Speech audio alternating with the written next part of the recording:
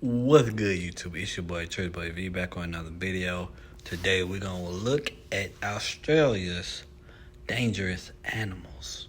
Now, Australia is known for having poisonous animals, having wild animals, just flat out dangerous animals. So this is 72 dangerous animals. This is the Australian episode.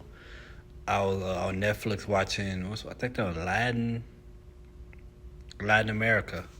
So they got different places. They got Latin America. I think I know they got Africa and North America. So they got different continents. Well, is it different continents or different countries? I want to say both. I think it's both. Maybe it's continent. I can't remember, but hope you're having a blessed day. Let's get into it. We ain't gonna watch the whole thing because it's 43 minutes long. I ain't have time to get the whole thing, so we're gonna watch a few animals and just make up for not watching, not learning about animals for the last few weeks. So I'm thinking about doing a part 2 of this. So y'all just be looking out. All right, let's get it.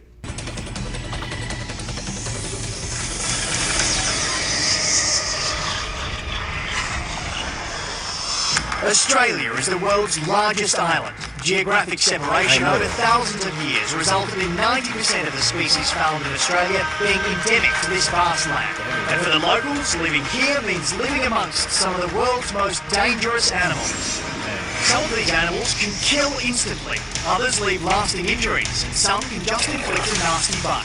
In all, 72 animals can cause us damage, but which one tops the list of most dangerous? It's gonna be tough. Australia got a lot of Cruising into the spotlight is an apex predator with an appetite for anything it can sink its teeth into. Literally anything.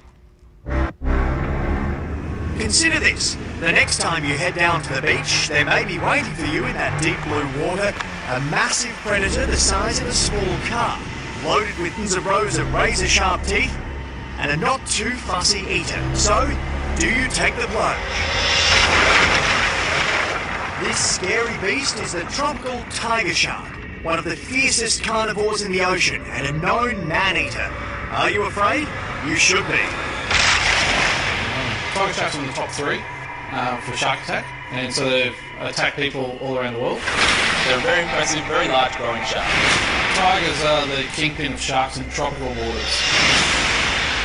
Senior aquarist at Sydney Sea Life Aquarium, Martin Garwood, works with these sharks both in and out of captivity. The tiger shark is a tropical species that you can find in warmer oceans throughout the world.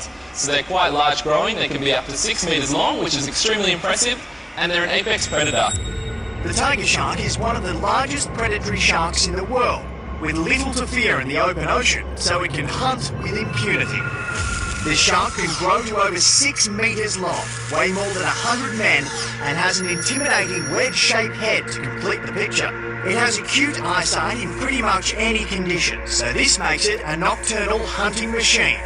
The tiger can inflict a serious bite on its prey, with around 3 tons per centimetre square of pressure with each bite.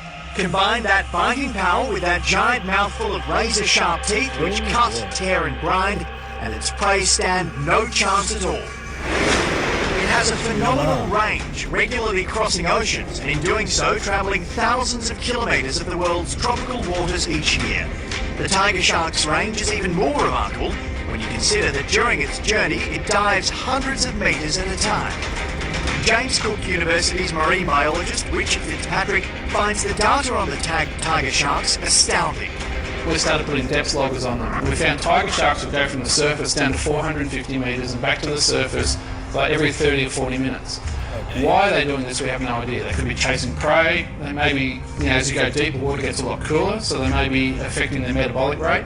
They may be resting. And we've had tigers, that were tracked for over 12 months that have gone tens of thousands of kilometres. And the most surprising thing for us, when we started tagging the tiger sharks up at Rain Island, we initially thought tiger...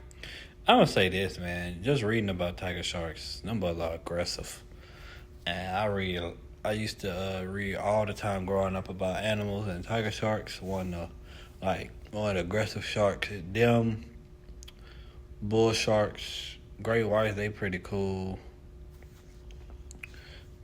them orcas, like tiger shark is up there for being real aggressive. So I can. I'll go visit for vacation to Australia for a few days, but living there, oh no, I'm good. We're a shark associated with the Great Barrier Reef, staying close to the reef. Most of the hits we had were out in the middle of the Coral Sea. Well, what are they doing out there?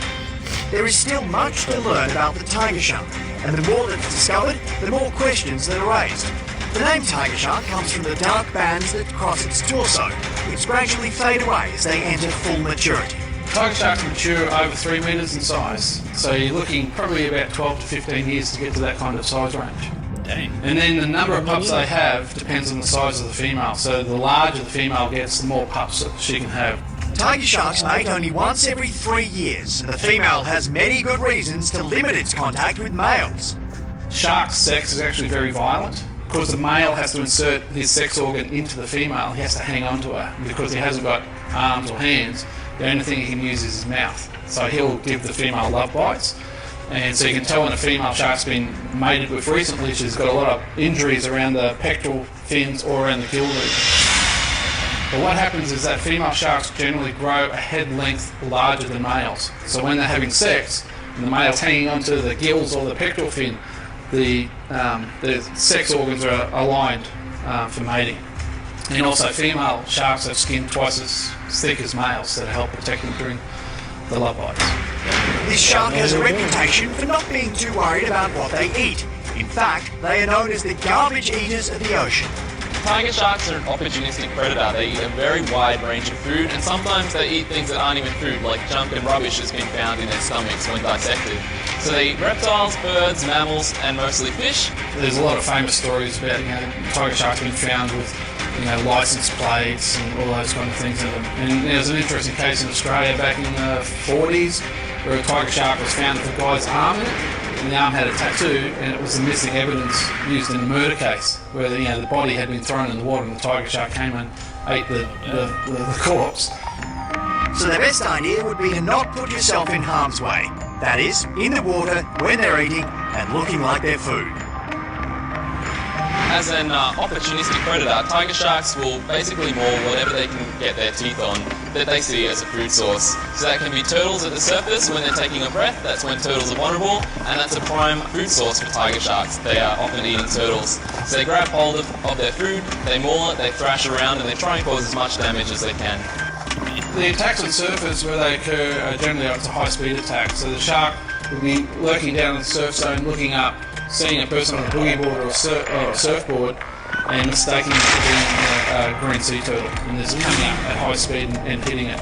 And then in a lot of those cases, the tigers will, it's a mistaken identity hit. The tiger will hit once and swim off. It's not that sharks are hunting out humans, it's their inquisitive nature. They're testing and tasting to see what we are. But I think that's why humans fear sharks, because when there is an attack, it's so severe, and because of the nature of these animals, they're incredibly powerful. Shark biologist Amy Smoothy is currently involved in a research program exploring shark behaviour for a public awareness program to try to separate fact from fiction. But there's a side to her job that can be quite confronting. In the event of a shark-human interaction, I would go to the scene and do a forensic analysis to try and determine the species that's been responsible for the attack on the victim. Only a few years ago, Amy Smoothy had the gruesome task of determining what attacked a young surfer on the northern New South Wales coast. He sustained injuries to the right calf of his leg, as well as minor injuries to his left calf.